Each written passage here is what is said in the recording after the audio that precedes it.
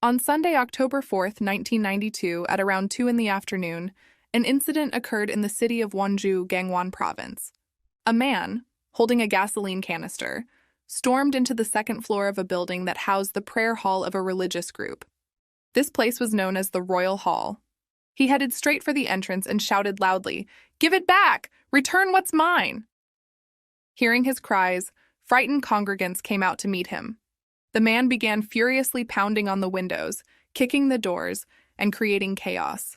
His behavior was extremely aggressive.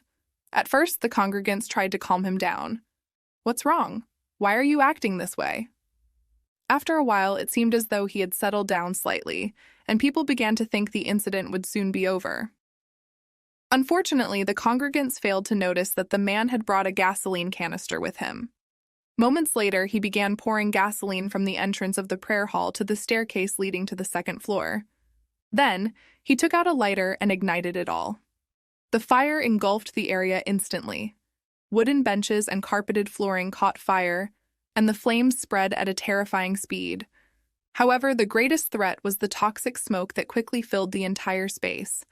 Terrified congregants tried to escape, fleeing through doors and windows. However, their path to safety was far from easy. The man had blocked the building's only official entrance. The prayer house, known as the Royal Hall, had been constructed in 1989. It was a two-story building spanning approximately 70 pyong, around 230 square meters, and belonged to the Jehovah's Witnesses organization. All the victims of this tragedy were members of this congregation.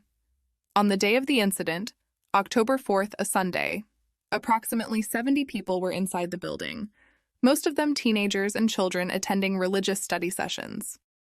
Among the victims were many children under the age of 10. 7 fire crews and about 90 police officers responded swiftly to the emergency call.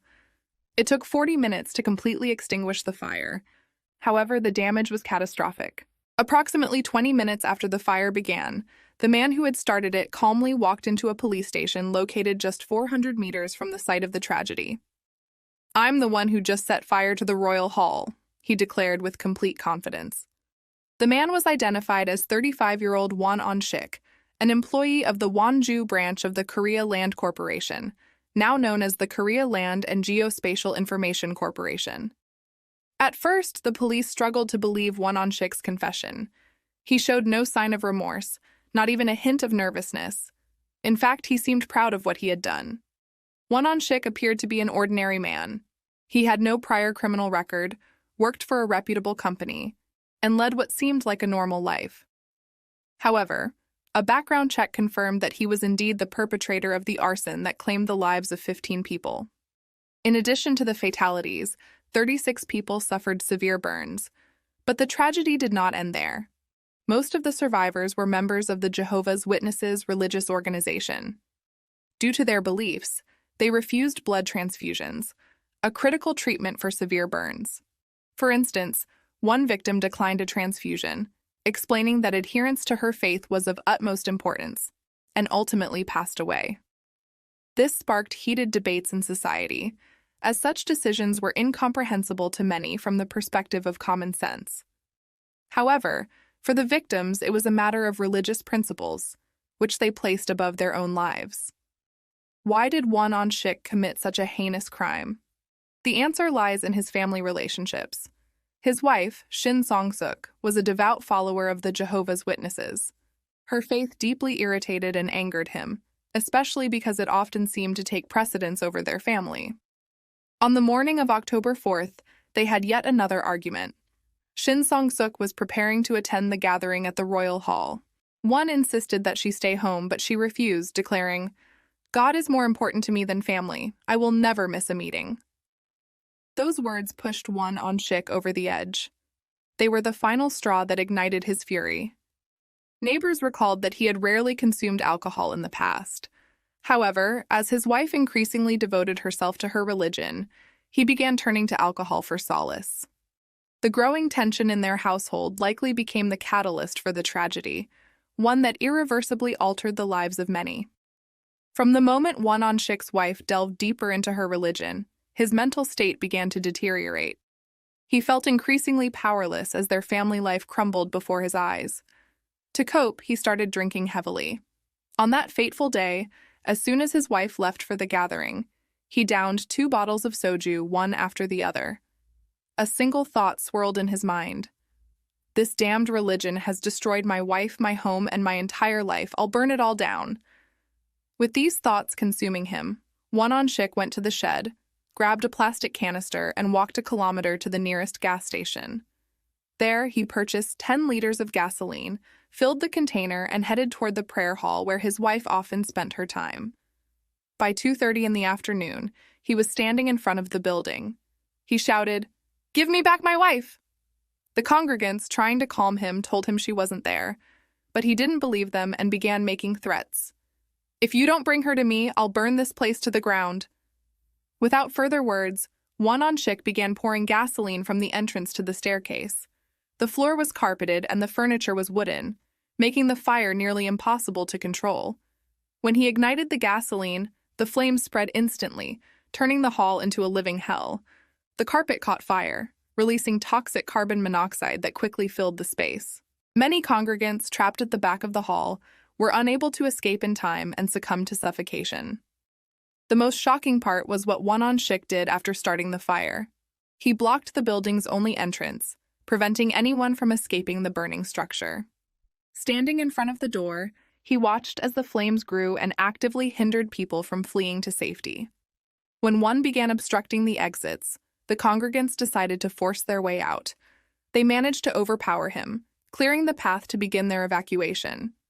In the chaos, some of the enraged congregants grabbed and beat him, but even as they did, one defiantly proclaimed, "I'll turn myself in to the police."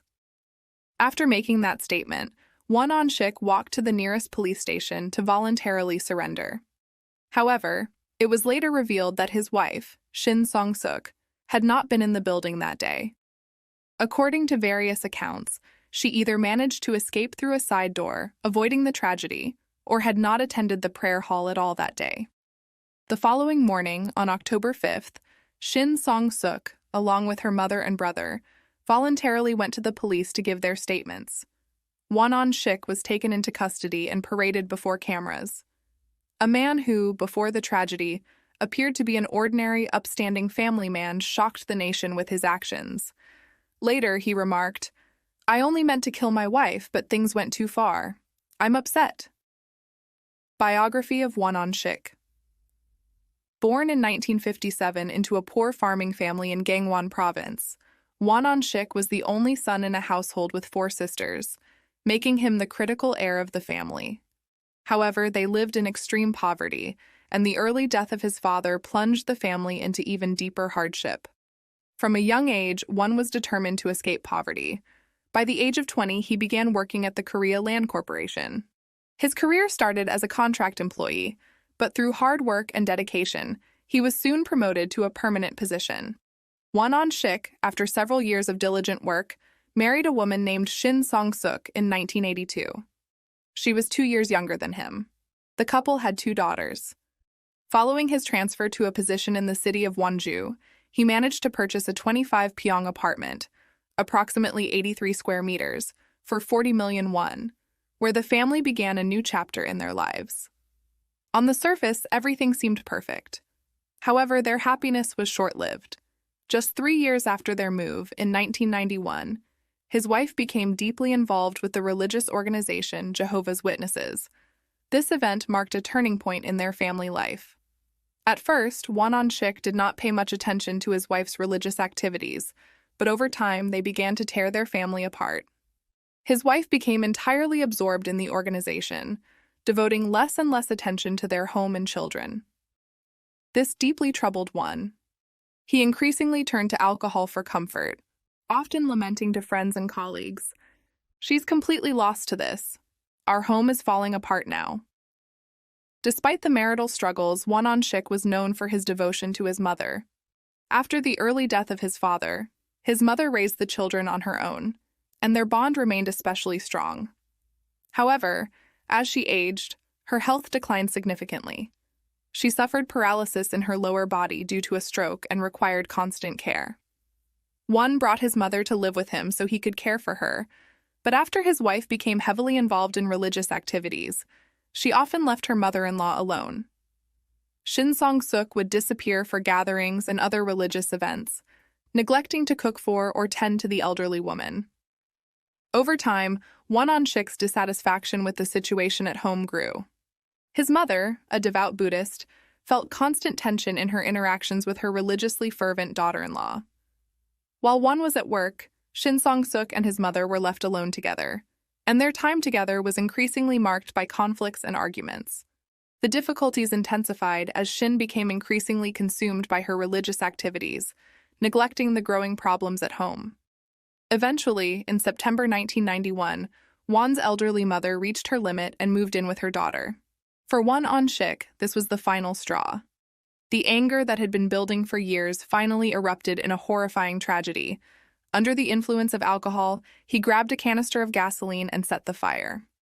When all the details of the incident came to light, the public's reaction was unexpected. While no one denied that Won was the perpetrator of the arson and the murders, many began to express sympathy for his circumstances. This sentiment was particularly strong among the residents of Wonju, where approximately 10,000 people signed a collective petition submitted to the court. They argued that Won's actions, though horrific, were born out of desperation caused by his personal struggles. Public opinion at the time, influenced by the patriarchal norms of the 90s, did not see Shin Song-suk solely as a victim, but also as the person to blame for the tragedy. Her religious devotion was viewed as the root cause of her family's collapse. Additionally, there was widespread prejudice against Jehovah's Witnesses.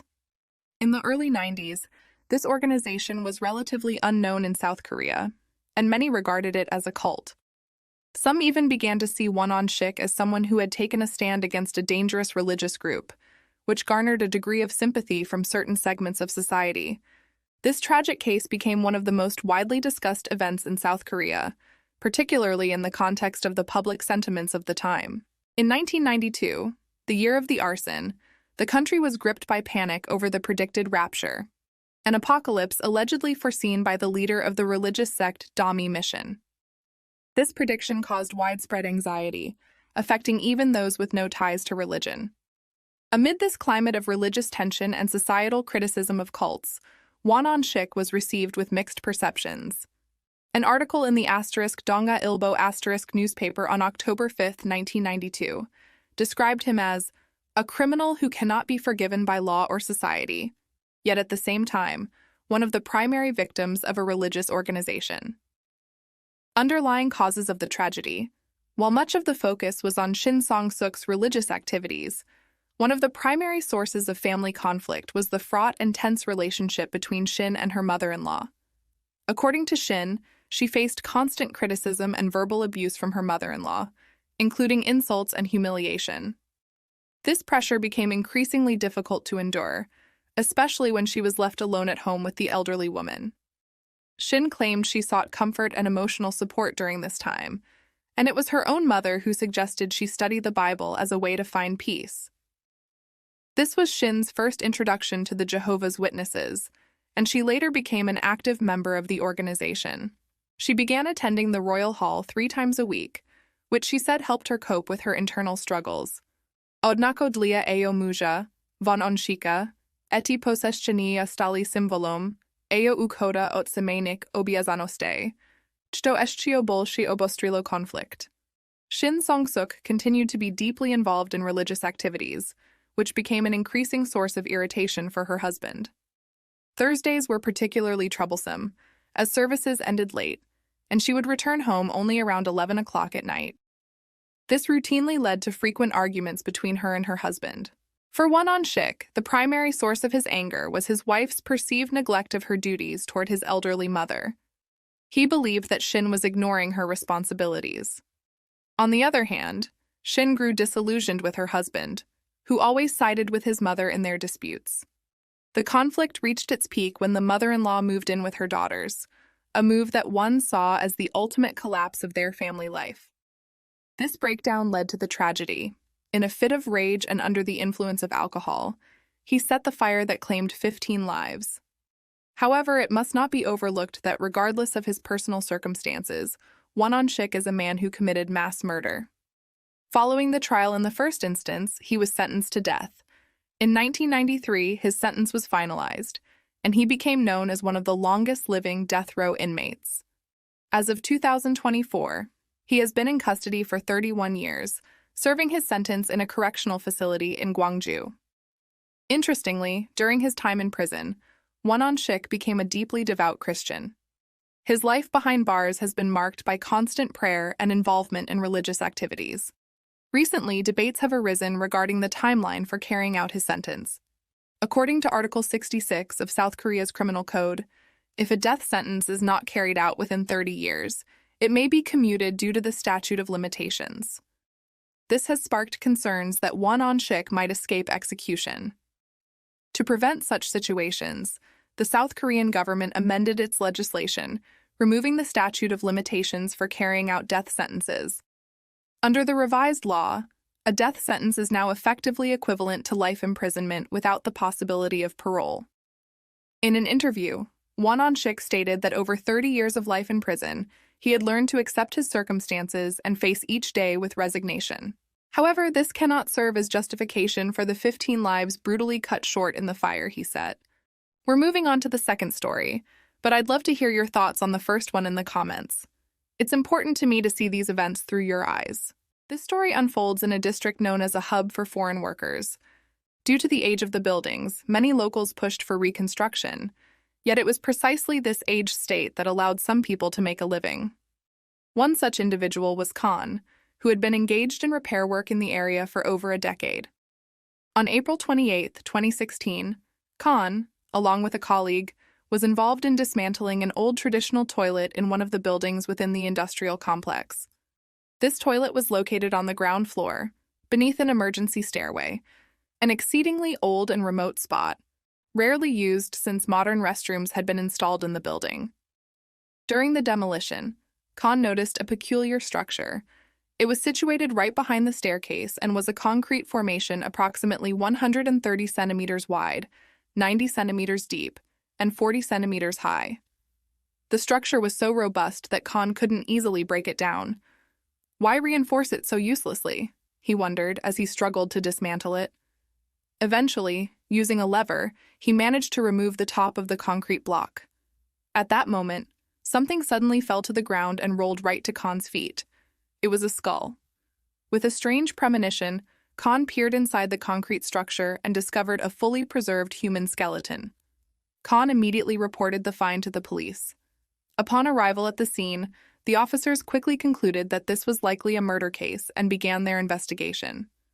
Following a series of examinations, the skeleton was sent to the National Institute of Forensic Sciences.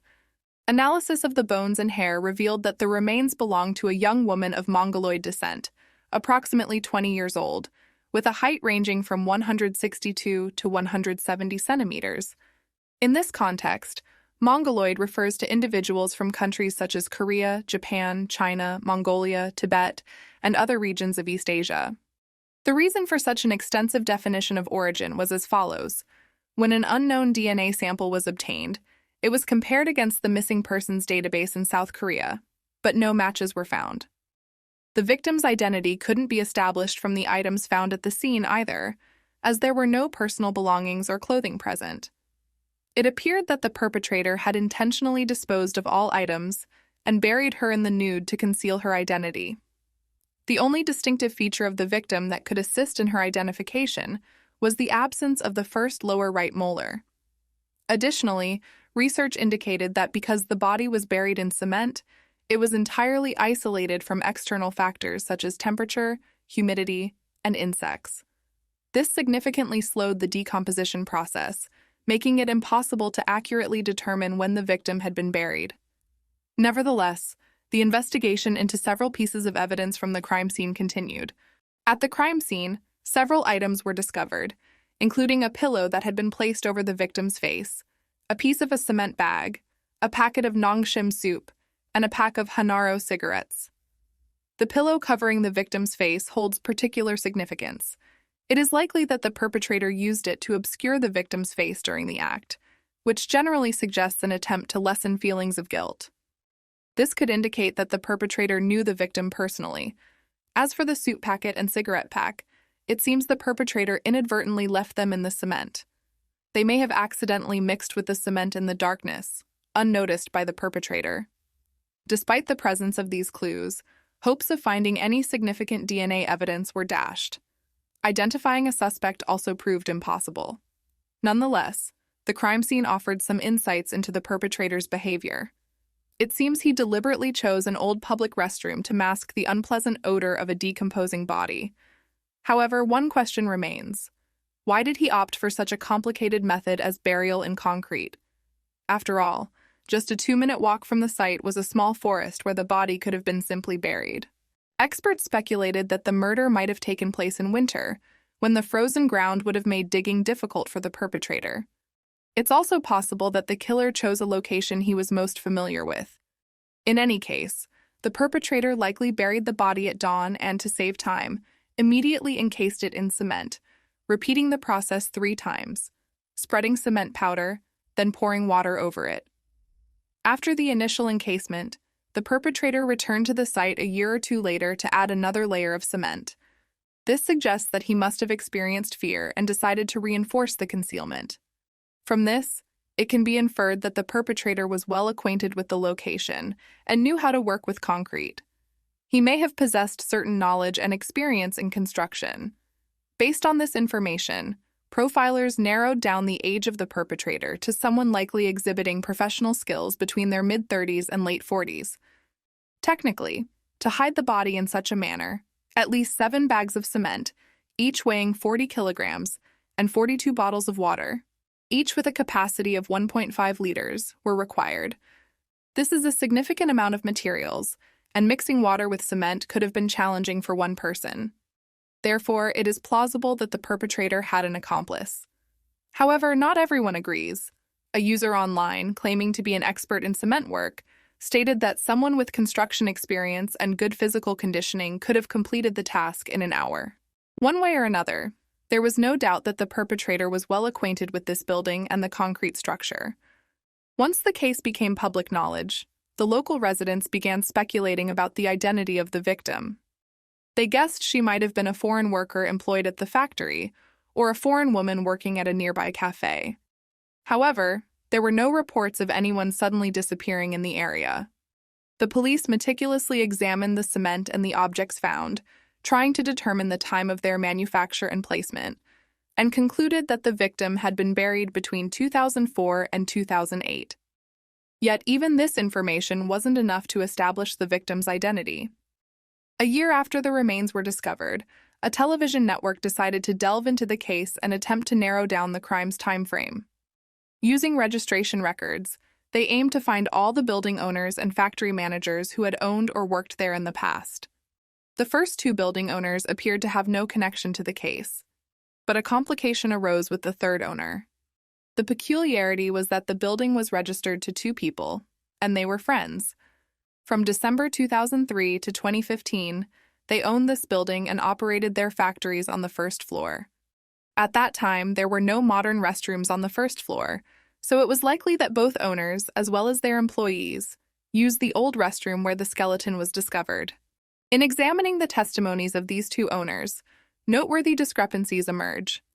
Mr. Lee stated that he remembers the structure where the remains were found, whereas Mr. Seo claimed he does not recall it. Furthermore, serious disagreements surfaced between the friends during the process of selling the building, which deepened suspicions even more. So, when exactly was the concrete structure, where the body was eventually discovered, added? The police tracked down a worker who had been employed there until July 2006, and according to him, the structure did not exist at that time. Based on all the gathered information, the time frame of the crime was narrowed down to between 2006 and 2008. This period coincides with the time when the factory was managed by the 2 friends. As suspicions continued to mount, a television network attempted to conduct interviews with the 2 owners. Mr. Lee, who claimed to remember the structure, declined the interview, citing exhaustion from police interrogations. In contrast, Mr. Seo, who had previously stated that he did not recall the structure, agreed to the interview. When questioned about his disagreements with Mr. Lee, he replied, "My friend proposed selling the building because his business began incurring losses. Initially, I refused, but then my own situation worsened, and I agreed to the sale. A criminal psychologist observed that if someone intended to keep the fact of concealing a body a lifelong secret, they would hide it in a place they could always control to minimize the chances of its discovery. If the building owner were indeed the murderer, could he have so easily sold the building knowing a body was buried there? It's a difficult notion to grasp. However, one profiler suggested that the perpetrator might have experienced psychological relief after the body went undiscovered for an extended period, allowing him to emotionally detach from the crime. Nonetheless, during the investigation, a highly suspicious lead emerged from factory workers. It came to light that the building's owner, Mr. So, had conducted a spiritual summoning ritual at the site a total of 5 times. This ritual was specifically aimed at appeasing the souls who had perished in violent agony. The police continued their investigation and discovered that on the doors of Mr. So's residence, as well as at the new factory he opened, branches of the Omnom tree were spotted everywhere. In traditional Korean magic, the Omnom tree is believed to ward off death spirits and ghosts. But this was not the end of it. The pivotal piece of evidence was a photograph found on Mr. So's mobile phone. The image, captured in November 2013, depicted the exact crime scene, the very restroom in question. Why had he taken this picture of a restroom in the first place? Mr. So explained that the photo was taken by a cleaning company, and he had merely saved it without giving it much thought. We nearly believed his words, but upon contacting the cleaning company and examining their records, we discovered that on the day the photograph was taken, they had been working at a completely different location. The date when the cleaning company serviced Mr. So's building turned out to be 20 days after the photograph was taken. On the other hand, there was a glimmer of hope in identifying the victim. The police retrieved a fingerprint left on the concrete and compared it against the databases of missing women in the country, as well as foreign women who had entered the country. It seemed that a lead was forming and the evidence might lead to a resolution, but no match was found, and ultimately the case reached another deadlock. Even after the case was meticulously investigated by a television company, and a person who aroused the most suspicion was identified, the identity of the victim and her connection to the suspect remained a mystery. Ultimately, this case remains unsolved. Currently, the victim's grave is located in a cemetery for unidentified individuals in Gangwado, marked with the temporary name Doksan 63. In situations involving unidentified bodies, if a person's identity is not established within 10 years from the start of the investigation, the body is subject to cremation. Who this woman was and why her life ended in such a strange and unjust manner is something only the perpetrator knows at this point. If not for this report, perhaps no one would have ever paid attention to her fate. The only way to release her soul from this injustice is not through rituals or superstitions, but through the perpetrator's confession and remorse.